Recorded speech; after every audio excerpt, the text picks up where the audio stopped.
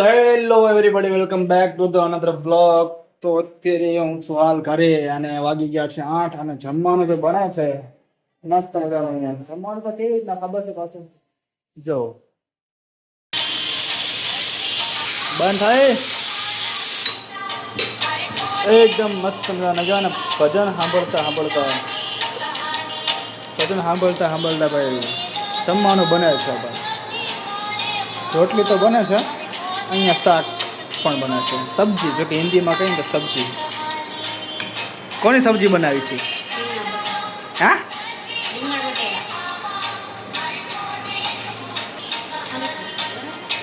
હા તો સબ્જી બને છે રીંગણા બટેકાની અને રોટલી ચાલુ છે.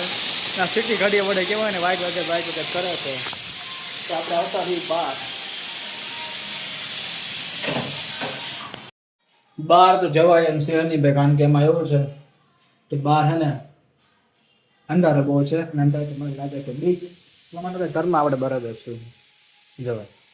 અરીસાની પથારી એક તો ઓલરેડી ફરી ગઈ છે બરાબર, કારણ કે અરીસામાં જે પાણી હે ને સાટીને અરીસાની તો દઈ જ નાખી છે બરાબર.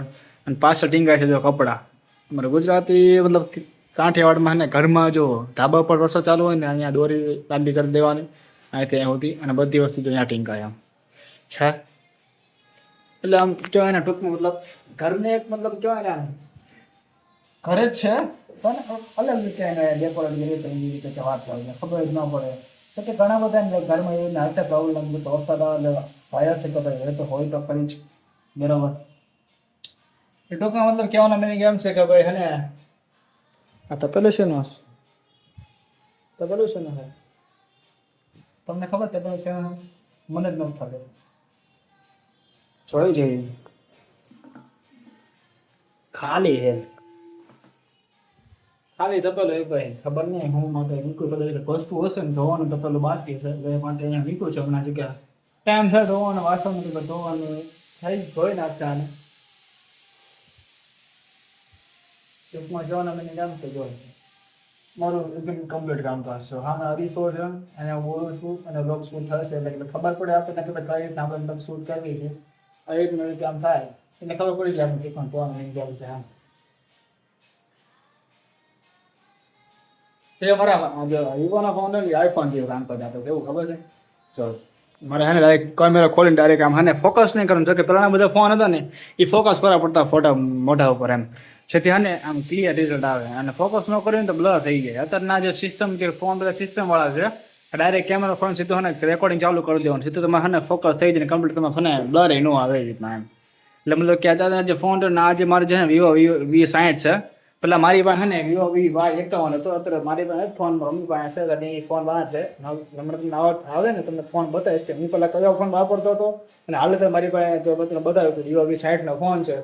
પહેલાં મેં મતલબ મારી જર્ની મેં ક્યાંથી ચાલુ કર્યું ને અત્યારે હું ક્યાં છું તમને હું બતાવું ફોન આવે પછી.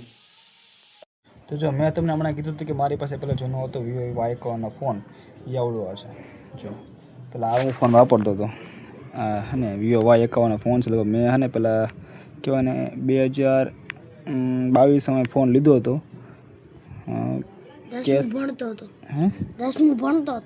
દસમું હતો ભણતો હું કોલેજ કરતો હતો ત્યારે ફોન લીધો હતો 2022 મેં લીધો હતો. લગભગ હે ને 18,000 તો અહીંયા ફોન હતો. 6,000 ડાઉન પેમેન્ટ ભર્યા હતા અને હે ને બાકીને હપ્તા EMI કરાવ્યા હતા. લગભગ મેં હે ને અત્યાર સુધી મેં વાપર્યો પછી 4 વર્ષ ઉપર થઈ ગયું મેં ફોન વાપર્યો.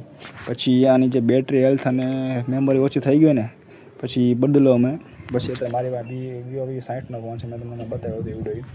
એટલે આનાથી મેં હે ને મારી જર્ની ચાલુ કરી હતી ત્યારથી 2022 નહીં ફોન લીધો પછી 1 વર્ષ પછી 1.5 વર્ષ પછી અને આનાથી મેં બ્લોગ કાઢી રહ્યા ને 2 મિનિટ ત્યાં મેં આનાથી મેં મારી જર્ની ચાલુ કરી હતી આજે આના કેમેરાથી બરાબર. એમાંથી ધીમે ધીમે અત્યારે હાલ છે ને Y60 ફોનમાં હું પહોંચ્યો છું ધીમે ધીમે સ્ટ્રગલ કરીને. એટલે મતલબ કે સ્ટ્રગલ તો આપણું છે એ તો દેખાય આવે છે નો પ્રોબ્લેમ. ઘણા બધા લગભગ સ્ટ્રગલ કરતા હોય કરે જ છે એ નથી. ધીમે ધીમે જેમ આગળ વધે ને આપણે ધીમે ધીમે આગળ વધશું. એટલે Y51 ફોનથી Y60 ફોનમાં જો આપણે આવ્યા હોય ધીમે ધીમે તો તો કહેવાનો મિનિંગ કેમ કે આગળ આપણે જઈશું નો ડાઉટ માતાજીની દયાથી તમારા બધા સાથ સહકારથી અને જવાનું જ છે અને એવી રીતના સપોર્ટ કરતા રહેજો જેથી કે ને આપણે બી 60ના ફોનમાં જે આવે છે ને પછી ધીમે ધીમે હે ને S20 સેમસંગ S26 અલ્ટ્રા કે પછી આઈફોન છે એમાં આવડે આવી ધીમે ધીમે કહેવાય ને સૌરવ જોશીની કોલેજ છે સૌરવ જોશી પહેલાં પણ ફોનથી શૂટ કરતો હતો ને અત્યારે કેમેરાથી જે બ્લોગ શૂટ કર્યો છે આપણે તે અત્યારે નાના છીએ આપણે એને કહેવાતા નથી આપણે હજી નાના માણસ છીએ આપણે નાના માણસ છીએ એટલે આપણે મતલબ કે 51ના ફોનમાંથી પછી જોડે 60ના ફોનમાં બધું આવી તો પછી કહેવાનું મને એમ કે ઉપરવાળા બધું જોવે છે ને થઈ જાય બધું એક દિન સમય કંઈ વાંધો નહીં આવે મતલબ કહેવાનું મને એમ કે તમે સપોર્ટ કરતા રહેજો ને અમે એવી રીતના બ્લોગ નાખતા રહીશું ભાઈ આ ફોન મારો હા ભાઈ તારો જ છે જે આ ફોન મારો મમ્મીનો એટલે આ ફોન જે પહેલાં હું વાપરતો હતો ને અત્યારે છે ને મેં મારા મમ્મીને અને વાપરવા આપી દીધો છે એ અત્યારે વાપરે છે કે આ સારો છે નો પ્રોબ્લેમ એવું કંઈ વાંધો નથી આમાં હા ગેમો થાય છે પણ આની જે બેટરી હેલ્થ હતી ને થોડીક ઓછી થઈ ગઈ હતી ને થોડોક હેંગો થતો એટલા માટે જો કે આમાં મેં ફોન આપી દીધો ને એમને ફોનમાં કાંઈ મને ખબર યુટ્યુબ જોવા બસ બીજું કાંઈ નહીં અને આને હે ને એક ગેમ રમવા માટે કામ આવી જાય બસ બીજું કાંઈ નહીં હા એમ ગેમ અને મોબાઈલ ઓલું યુટ્યુબ જોવા બે જ વસ્તુ અને નિશાળનું કંઈક કામ હોય ઈ હા એમ એટલે મતલબ કે સ્ટ્રગલ આપણું છે નો ડાઉટ અને આપણે એવી રીતના કરતા રહીશું અને તમારે સાથ સહકાર આપતો રહેવાનો છે બીજું કાંઈ આપણે જોઈતું નથી બસ ખાલી શું છે એક સબસ્ક્રાઈબ અને એક લાઇકને તમારે કરતું રહેવાનું છે બસ બીજું કાંઈ જોઈતું નહીં તો આજના બ્લોગને પૂરો કરી કાલ મળશું બીજા બ્લોગમાં રામનું સીતારામ છે માતાજી કાલ મળશું